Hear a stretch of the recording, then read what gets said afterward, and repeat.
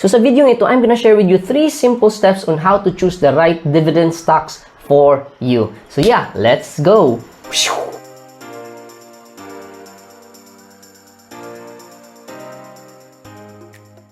So I've been getting this question like, how do you choose yung right dividend stocks for you? So basically, very simple lang talaga siya. Meron siyang 3 steps. However, before ko share yung 3 steps, a quick disclaimer, nothing in this video is financial advice. So make sure you do your own research. So what I'm about to share with you is basically yung personal way ko lang on how to choose yung stocks for me. So basically, this is for informational and educational purposes only. Okay? So with that said, let's proceed. So yung first way to determine ano ba yung right stocks for you is ganito, like anong klaseng dividend stocks are you looking for? So are you looking for higher yield, so yung mataas na dividend rate, or are you looking for consistent na dividend rate, or are you looking for a safe and stable na company? So with that, if you choose itong number 1, like again, yung first step is anong klaseng dividend stocks are you looking for? So if you choose yung number 1, mataas na high rate. So, yeah, marami ngayon, especially ngayon na down yung market. So, if you can buy yung mga stocks na mura lang. So, if mura yung bili mo ng stocks, so mas malaki yung dividend rate niya. So, in fact, right now, merong 8 to 12 or even 15% in dividends per year. If you want high yield, because again, down yung market. So, however, if hindi mo alam how to choose ito, or if you don't know how to look for itong top paying dividend stocks, so I'll put a link top right of this video. You can check out yung top paying dividend stocks for this year 2023. Ngayon, if you want consistent dividends naman, then you might wanna consider yung mga REITs or mga real estate investment trusts, kasi they are required by law na yung 90% of their disposable income they give back sa kanilang mga investors in the form of dividends. So it's like earning rental income kahit hindi ka bumibili ng sarili mong properties.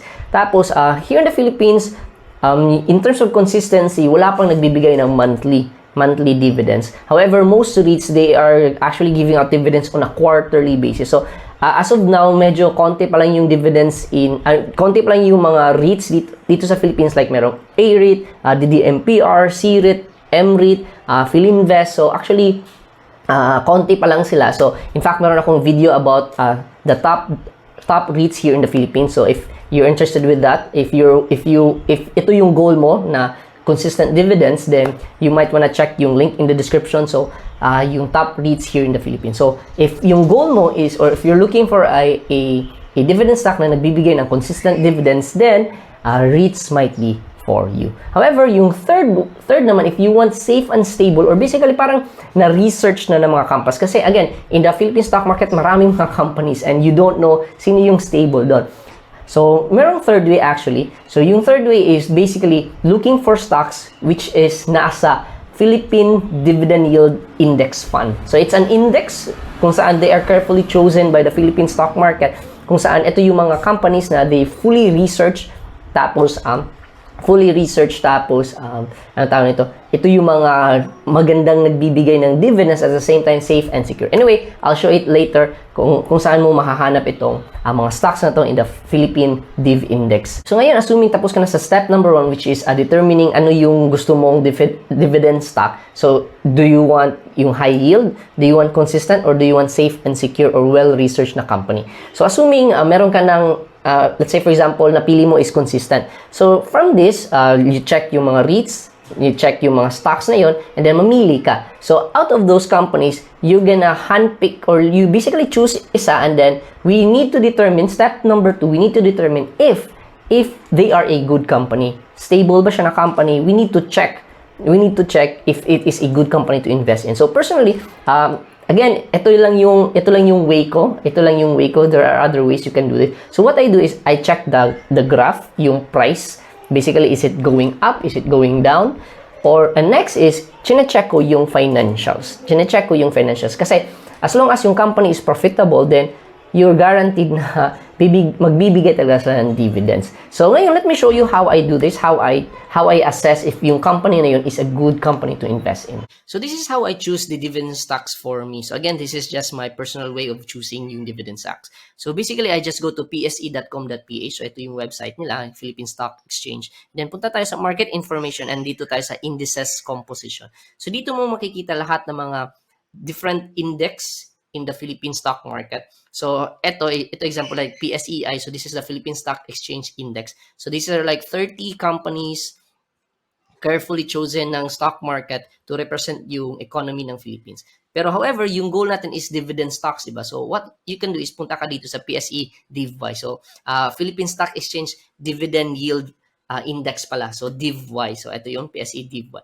So ito yung parang shortcut para hindi ka na magre-research or what. Makikita mo na ito yung top 20 dividend stocks na chosen by the Philippine Stock Exchange. So if you're kinda lazy to research na, so pwedeng mamili ka na dito. Pwede ka nang mamili dito. Kasi like, they already research it for you.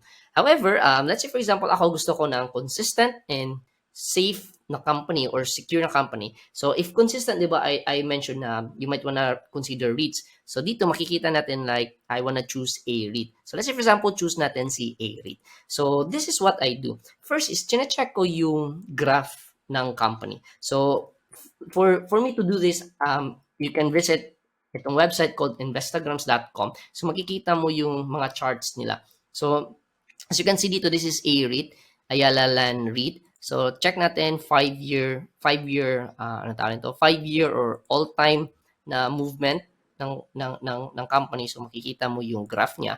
So let's say 5 years. So it actually went up and then went down. Kasi again, everything is down ngayon. However, at least makikita mo na meron namang chance na nag-go up yung stock na yun. Kasi it's gonna be so sad na nag-invest kayo sa isang stock tapos yes, kikita ka na nga ng dividends pero in terms naman of capital appreciation, nag-down yung value. Example ito like DDMPR.